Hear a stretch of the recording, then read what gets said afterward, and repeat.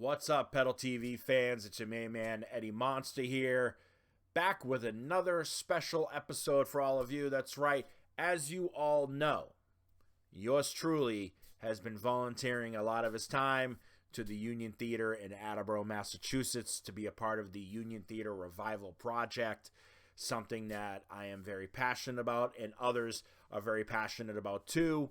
I didn't create this. Let's take that back. My main man Sean is the one that created this Concerts in a Quiet Theater idea. He brought it to life, and literally over the past few weeks we've seen so many amazing performances from so many different artists from different genres. It's a beautiful, beautiful thing, and this week should be no different. I am going to say I'm a little biased with this week's artist, only because I have grown to become such good friends with a lot of these guys. So it's with my honor and pleasure today we are checking out, and this is my reaction video to the Chromatic Punks. Yo, what up everybody? This is Mark from Suicide Silence. And this is Brian Fair from Shadows Fall. This is Trevor Sternad from the Black Dahlia Murder here. Yo, this is Gary Hall from Exodus and recently retired from Slayer, and Hello, this is Becky Boulder from Humble Freckle and Fury.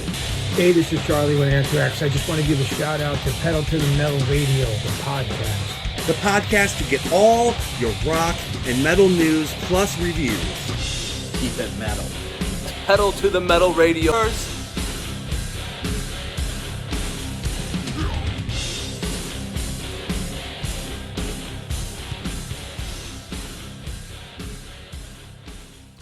So to really get into this one, I got to go a little bit a ways back to explain.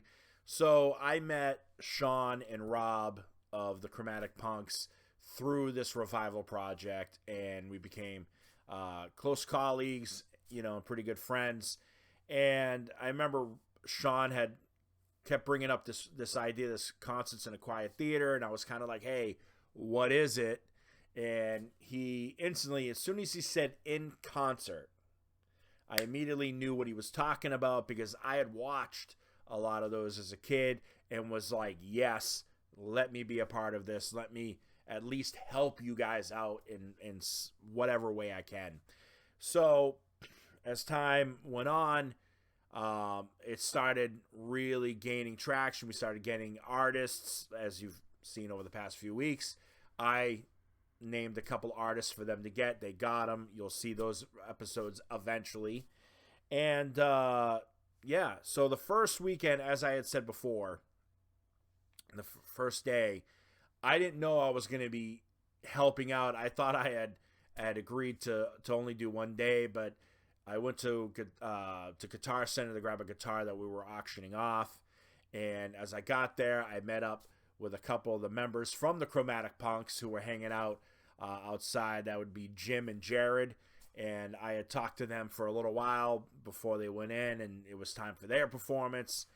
And just such a cool performance. I mean, you can listen to it in the interview. We talk about it.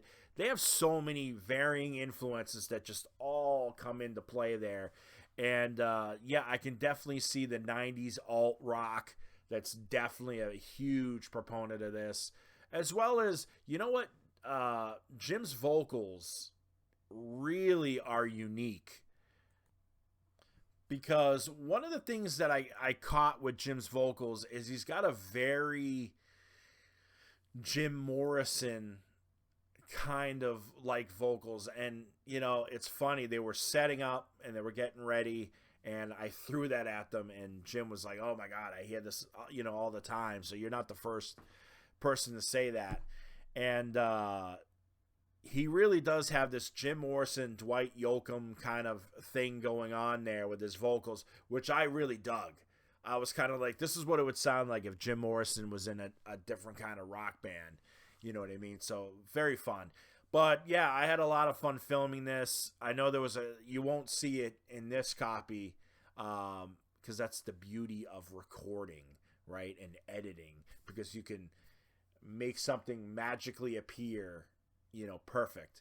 But I remember there was a couple times we had to stop. I think Sean got kind of stuck His position, because the stage was like, the space that we had was small. It's not huge. It's not like you had a whole entire stage and guys could spread out. So we had a small space to try to fit everything in. You know what I mean? Which was I believe it's an orchestra pit. It's basically what I believe it is. But anyways, nonetheless, so you got all this equipment. You're trying to fit everybody in, and I remember at one point he couldn't reach the pedal because he was the positioning that he was in. So we had to stop and we had to reposition him. You know what I mean? That way he could really nail the songs and everything. And it was fun. There were the second band that we recorded that day. So it was like, now he was off of, Sean wasn't producing anymore, really. Like, now he had to be the artist, and he had to, set, the thing to record, and then had to be there to, to play with the band. And then it was me and the other Rob Pierce, great comedian, love him, who had to, like, really do the filming and everything. And again, I'm not going to sit here and take credit. I had a stationary camera, okay?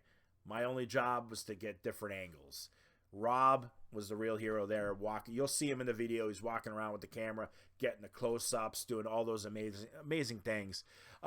It's such a great group project is really what this was. It's guys that want to see this theater reopen so badly. I mean, you're seeing it week after week. Now imagine if we could have all these bands on stage performing every week or whatever, whatever the case may be. It'd be so much fun. That's why we asked, as you can see in the picture with the Chromatic Punks and that setup, there's a barcode right there. That barcode is exactly the same thing as my barcode, which is to the right. Either one you want to click on or scan will bring you right to the Give Butter page, which is the page where you can donate. And you know what? We're not asking, if you have millions you'd like to give, that'd be fine. But we're not. Even if you could just donate $1, it would be so greatly appreciated. We're trying to bring something that is so special and beautiful back to life. You know what I mean? And have it so that the community can enjoy it. Whether it be theater performances, whether it be films, whether it be concerts, whatever the case may be. We want a space that southeastern Massachusetts can truly, truly enjoy and call our own. Remember, a lot of venues, unfortunately, are closing. And a lot of bands don't have spaces to play in. Bands like the Chromatic Punks. Bands like like a few weeks back with Chooch. And so on and so forth. A lot of these bands don't have the space. DNA is evolution. They're missing this. You know what I mean? So please, if you could donate, that'd be greatly, greatly appreciated. Also, if you could subscribe to my channel, I could do more of these amazing reviews and behind the scenes little things. Any subscription is greatly appreciated again. Of course, also subscribe to Attleboro Union Theater's YouTube page, which I'll have the link to the show in the description. That way you can click on it, watch the full performance. I beg you guys to watch it. It's fantastic. Also, watch all the other episodes as well. They are all fantastic as well. You should watch them. Watch every artist. Support local music. Support unsigned, independent artists all around the world. Come on, let's do it. All right, you heard it here. Check out the episode on the Chromatic Punks. These guys are a lot of fun. They're great individuals. Every single one of them were fun to work with. This is probably one of my favorite episodes. Again, much like DNA's evolution, these guys were just so fantastic to work with. So easygoing, a lot of fun. We joked around all the time throughout the whole entire thing. It's fun. Check them out. We'll see you next time.